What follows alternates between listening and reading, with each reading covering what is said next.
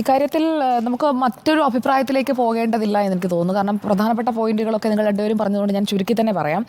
TP കേസിൽ കോടതിയെ വെല്ലുവിളിച്ചു എന്നുള്ളത് ഒറ്റ നോട്ടത്തിൽ തന്നെ മനസ്സിലാക്കാൻ കഴിയുന്ന കാര്യമാണ്. ഒരുപാട് വിശകലനങ്ങളിലേക്ക് പോകുന്നതിന് മുൻപ് തന്നെ അത് വളരെ വ്യക്തമായ കാര്യമാണ്. കാരണം ഈ ജൂൺ 13-ന് Kannur central jail superintendent city police കമ്മീഷണർക്ക് അയച്ച കത്തിൻ്റെ പകർപ്പാണിന്ന് റിപ്പോർട്ടർ പുറത്തുവിട്ടത്. അതിൽ ഈ ശിക്ഷാ ഇളവ് നൽകുന്നതിനായിട്ടുള്ള റിപ്പോർട്ടാണ് തേടുന്നത്. കണ്ണൂർ സെൻട്രൽ ജയിൽ സൂപ്രണ്ട് ശിക്ഷാ ഇളവ് തേടാനായിട്ടുള്ള ഈ റിപ്പോർട്ടിൽ ഇപ്പോൾ ജയിൽ മേധാവി പറഞ്ഞത് തന്നെയുള്ളൊരു വിചിത്രമായ ന്യായമായിട്ടാണ് എനിക്ക് കേട്ടപ്പോൾ തോന്നിയത്. ഇന്ന് പെട്ടെന്ന് ജയിൽ മേധാവി മാധ്യമങ്ങളോടൊക്കെ പ്രതികരിക്കുമ്പോൾ അദ്ദേഹം പറയുന്നത് നേരത്തെ ആസാദി കാ അമൃത് മഹോത്സവത്തിൻ്റെ ഭാഗമായി ഉണ്ടാക്കിയ പട്ടികയാണ്.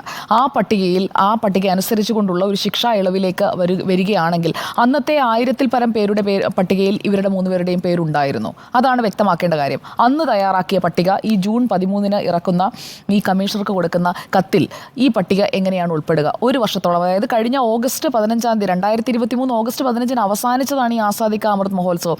അതിൻ്റെ പട്ടിക തയ്യാറാക്കുന്നപ്പോഴാണ് 2022-ലാണ്. 2 വർഷം മുൻപ് തയ്യാറാക്കിയ ഒരു പട്ടിക അനുസരിച്ചാണോ ഇങ്ങനെയുള്ള കാര്യങ്ങൾ ചെയ്യുക എന്നുള്ളത് ഒരു ബേസിക് ഡൗട്ടാണ്. ആ സംശയത്തിൽ നിന്ന് തന്നെ തുടങ്ങാമെന്ന് ഞാൻ കരുതുന്നു. ഇതിൽ ഹൈക്കോടതിയുടെ ഉത്തരവ് ഈ 2024 ഈ വർഷം എല്ലാവരുടെയും ഓർമ്മയിലുള്ളതാണ്. ഈ വർഷം വന്ന ഉത്തരവാണ്. അത് 2024 ഫെബ്രുവരി 27-ന് വന്ന ഹൈക്കോടതി ഡിവിഷൻ ബെഞ്ചിൻ്റെ വിധി അറിയാത്ത ആളൊന്നുമല്ല കണ്ണൂർ സെൻട്രൽ ജയിൽ സൂപ്രണ്ട് എന്നുള്ളതും നമ്മൾ മനസ്സിലാക്കേണ്ട കാര്യമാണ്. അങ്ങനെ ഒരു വിധി നിൽക്കുമ്പോൾ പഴയ 2022-ൽ തുടങ്ങി 2023 ഓഗസ്റ്റ് 15-ന് അവസാനിച്ച ആസാദി കാ അമൃത് മഹോത്സവത്തിൻ്റെ അന്ന് തയ്യാറാക്കിയ പട്ടികയിൽ ഉൾപ്പെട്ട ആളുകളായതുകൊണ്ട് അതേ പട്ടിക ഇങ്ങോട്ടേക്ക് വന്നതാണ് എന്ന് പറയുന്ന ന്യായം ഞാൻ വിശ്വസിക്കുന്നില്ല. ശിക്ഷാ ഇളവിനോ പ്രത്യേക ശിക്ഷാ ഇളവിനോ 3 പ്രതികൾക്കും നിയമപരമായി അർഹതയില്ല എന്നുള്ളത് വ്യക്തമായ കാര്യമാണ്. TK രജീഷ്, KK മുഹമ്മദ് ഷാഫി, അണ്ണൻ സിജിത്ത് ഇത് കൊലയാളി സംഘാംഗങ്ങളാണല്ലേ? കൊലയാളി സംഘങ്ങൾ എന്നാണ് അവരെ വിളിക്കേണ്ടത്. വെറുതെ പോയൊരു മനുഷ്യനെ ഓട്ടോറിക്ഷ ഇടിച്ചൊന്നുമല്ല TP ചന്ദ്രശേഖരൻ, വെട്ടി കൊന്നതാണ്. ആ വെട്ടി കൊല്ലാൻ നിന്ന ആളുകളെയാണ് നിങ്ങൾ ഇറങ്ങിപ്പൊയ്ക്കോളൂ എന്ന് പറഞ്ഞുകൊണ്ട് എന്തിൻ്റെ പേരിലായാലും ആ 3 പേരുടെ പേര് ആ പട്ടികയിൽ ഉൾപ്പെട്ടിട്ടുണ്ട് എങ്കിൽ അത് കൃത്യമായ രാഷ്ട്രീയ തീരുമാനമാണ് എന്നാണ് ഞാൻ കരുതുന്നത്. അപ്പോൾ TK രജീഷിനും KK മുഹമ്മദ് ഷാഫിക്കും അണ്ണൻ സിജിത്തിനും ശിക്ഷാ ഇളവ് നൽകാൻ കഴിയില്ല എന്നത് ഈ ഹൈക്കോടതി ഉത്തരവിൻ്റെ അടിസ്ഥാനത്തിൽ വ്യക്തമായ കാര്യമാണ്. അതുകൊണ്ട് തന്നെ ശിക്ഷാ ഇളവിന് പരിഗണിക്കാനുള്ള പട്ടികയിൽ ഇവരുടെ പേര് ഉൾപ്പെടുത്തിയതിന് ഇപ്പോൾ നിയമമന്ത്രി അടക്കം നടത്തുന്ന ന്യായങ്ങളിൽ ഒട്ടും കഴമ്പില്ല എന്നുള്ളതാണ് വസ്തുത. ഇവിടെ നീക്കങ്ങളൊന്നും നടന്നിട്ടില്ല, ഈ ഒരു പട്ടിക ഉപദേശമാണ്, നിർദ്ദേശമാണ് എന്ന് പറയുന്നവരോട് ഒറ്റ ചോദ്യമേ ഉള്ളൂ. പാനൂർ, കതിരൂർ, ചൊക്ലി ഈ 3 പോലീസ് സ്റ്റേഷനുകളിലെ പോലീസുകാർ അങ്ങനെയാണെങ്കിൽ KK രമ എന്ന TP ചന്ദ്രശേഖരൻ്റെ വിധവയെ ബന്ധപ്പെട്ടത് എന്തിനാണ്? KK രമയെ ബന്ധപ്പെടുന്നത് എന്തിനാണ്? അതായത് മൂന്നിടത്ത് നിന്ന് KK രമയെ ബന്ധപ്പെട്ടു എന്നുള്ളത് അവരുടെ വാചകങ്ങളാണ്. അതായത് പോലീസ് നടപടി തുടങ്ങിക്കഴിഞ്ഞിരിക്കുന്നു. കേവലം ഉപദേശമോ നിർദ്ദേശമോ ഒന്നുമല്ല. ജയിൽ മേധാവി പറയുന്നത് പോലെയല്ല കാര്യങ്ങൾ. ആക്ഷൻ തുടങ്ങിക്കഴിഞ്ഞിരിക്കുന്നു.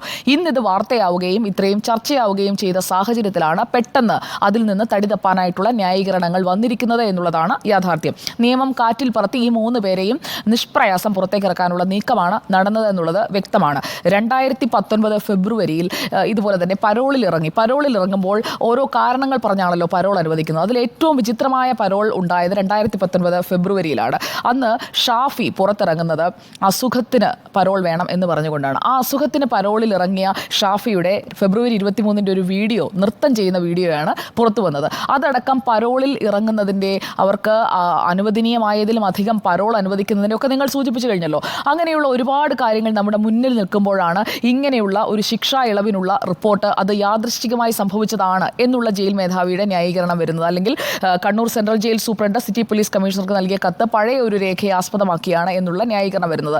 അത് ഒട്ടും തന്നെ വിശ്വസനീയമല്ല എന്നുള്ളതാണ് എൻ്റെ ആദ്യത്തെ ടേക്ക്. കണ്ണൂർ സെൻട്രൽ ജയിൽ സൂപ്രണ്ടിൻ്റെ നടപടിക്രമം എന്ന് പറയുന്നത് പ്രത്യക്ഷത്തിൽ തന്നെ ഒറ്റ നോട്ടത്തിൽ തന്നെ ഹൈക്കോടതി ഡിവിഷൻ ബെഞ്ച് വിധിക്ക് വിരുദ്ധമാണ്. അതുകൊണ്ട് തന്നെ അദ്ദേഹം നടപടി നേരിടേണ്ടതാണ് എന്നുള്ളതാണ് ഇതിലെ ഏറ്റവും പ്രധാനപ്പെട്ട കാര്യം. അങ്ങനെ ഒരു നടപടി എടുക്കണമെന്നുണ്ടെങ്കിൽ ആ നടപടിയിലേക്ക് പോയാൽ അപ്പോൾ കൃത്യമായി ജയിൽ സൂപ്രണ്ട് പറയും ആരാണ് നിർദ്ദേശിച്ചതെന്ന്. ഇതൊരു രാഷ്ട്രീയ തീരുമാനമില്ലാതെ ആഭ്യന്തര വകുപ്പിൽ നിന്ന്, മുഖ്യമന്ത്രി ഭരിക്കുന്ന ആഭ്യന്തര വകുപ്പിൽ നിന്ന് ഒരു നിർദ്ദേശമില്ലാതെ ഇങ്ങനെ ഒരു തീരുമാനത്തിലേക്ക് ഒരു ജയിൽ സൂപ്രണ്ട് ഒറ്റയ്ക്ക് പോകുമെന്നൊന്നും കരുതാൻ കഴിയില്ല എന്നുള്ളതാണ്.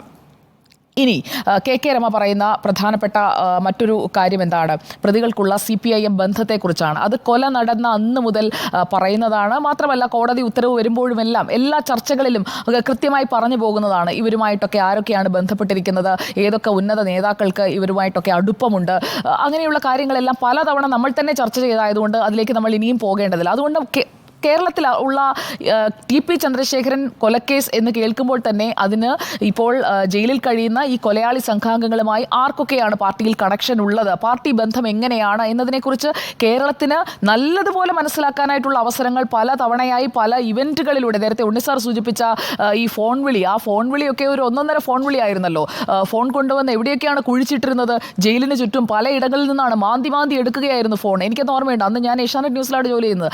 അവിടെ ഈ ഫോൺ പലയിടങ്ങളിൽ നിന്ന് എടുക്കുകയാണ്. ഫോൺ ഉപയോഗിക്കുന്നതിന്, അതുപോലെ തന്നെ ഫേസ്ബുക്കിൽ അവർ അപ്ഡേറ്റ് ചെയ്തിരുന്ന ഫോട്ടോസ്, അങ്ങനെ എല്ലാത്തിനും സഹായം അന്നേ കിട്ടിയിരുന്നതാണ്. അപ്പോൾ പിന്നെ ഈ 2024 നമ്മൾ ഇനി സംസാരിക്കുന്ന ദിവസം പുറത്തു വന്ന ഈ വാർത്തയിൽ നമ്മൾ എന്തിനാണ് ഞെട്ടുന്നത്? ഇതുവരെ ചെയ്തു കൊടുത്തിരുന്ന സഹായങ്ങൾ പുറത്തേക്ക് ഇറങ്ങുന്നതിനുള്ള ആ വാതിലൊന്ന് തുറന്നു കൊടുത്തു. അതാണ് ഇപ്പോൾ സംഭവിച്ചിരിക്കുന്നത്. ഇത്രയും നാളും അകത്ത് കിടന്നും ഇരുന്നുമൊക്കെ സുഖവാസത്തിലുള്ള സംവിധാനങ്ങളാണ് ചെയ്തു കൊടുത്തതെങ്കിൽ ഇപ്പോൾ വാതിൽ തുറന്ന് 3 പേരെ 1, 2, 3 എന്ന് പറഞ്ഞ് പുറത്തേക്ക് ഇറങ്ങാനായിട്ടുള്ളൊരു നീക്കം അങ്ങ് നടത്തി നോക്കി. പക്ഷേ ആ നീക്കം ചർച്ചയായി, അത് വലിയ രീതിയിൽ വിവാദമായി. അതുകൊണ്ട് പതുക്കെ തിരിച്ചു കയറ്റുന്നു, വാതിൽ ചാരുന്നു. ചാരിയിട്ടേ ഉള്ളൂ, അടച്ചു എന്ന് ഞാൻ ഇപ്പോഴും കരുതുന്നില്ല. ഇനിയും പഴുതുകൾ കണ്ടുപിടിക്കാൻ കഴിയും.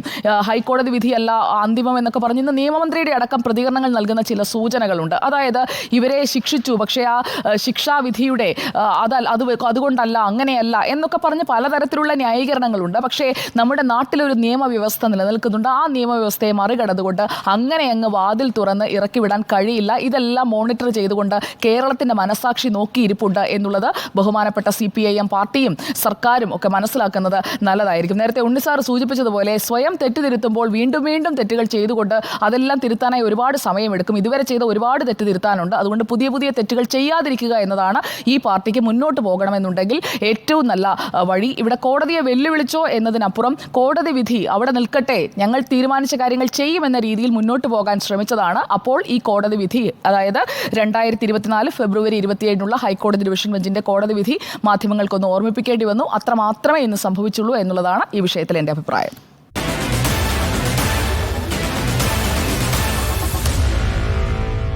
Meet the editors.